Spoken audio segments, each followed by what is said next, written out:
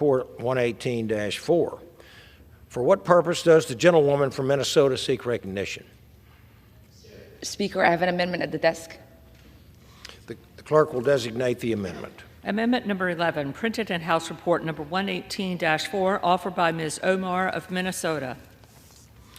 Pursuant to House Resolution 166, the gentlewoman from Minnesota, Ms. Omar, and a member opposed, each will control 5 minutes.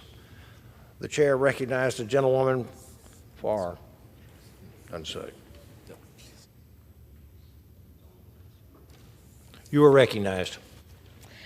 Mr. Speaker, I rise today to call on Congress to take up economic measure tools that will uplift all Americans. My amendment would add factors from the Genuine Progress Indicator to budgetary reporting. GPI would supplement the information we get from traditional measures like GDP, which mainly emphasizes growth for its own sake.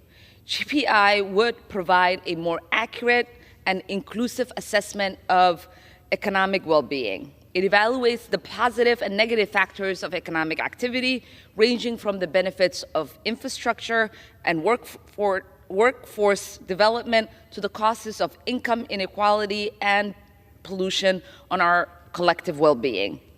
It would give us the chance to finally account for important but overlooked aspects of society, like wealth distribution, economic sustainability, and the overall quality of everyday Americans. We must recognize that collective prosperity is only attainable if we identify the gaps and barriers preventing our most vulnerable communities from thriving. My amendment simply seeks to give lawmakers more comprehensive data so that we can make more informed policy decisions. I urge my colleagues to vote for this amendment in order to focus our policy lens on the lives of working and poor families in America. Thank you, and I yield. Gentlewoman yields. I reserve. Gentlewoman reserves. For what purpose does the gentleman from Kentucky seek recognition? I rise in opposition to the amendment. The gentleman from Kentucky is recognized. My colleague's amendment, unlike some others offered, would not eliminate requirements for inflation-impacted assessments. What it would do is overburden the assessments with a host of issues that do not have much to do with inflation. Now, what are those issues? The list is quite extensive, but let me highlight a few. There are the annual economic values of publicly provided goods and services, higher education, time spent toward leisure activities, and outdoor recreation. And there are the annual economic costs of lost leisure time due to traffic congestion, accidents involving motor vehicles, and the depletion of the ozone layer.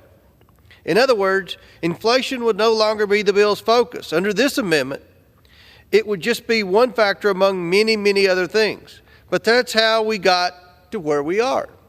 Inflation is running rampant precisely because the administration is ignoring the inflationary impact of its policies. And it's ignoring the deep harm that inflation is inflicting on the American people.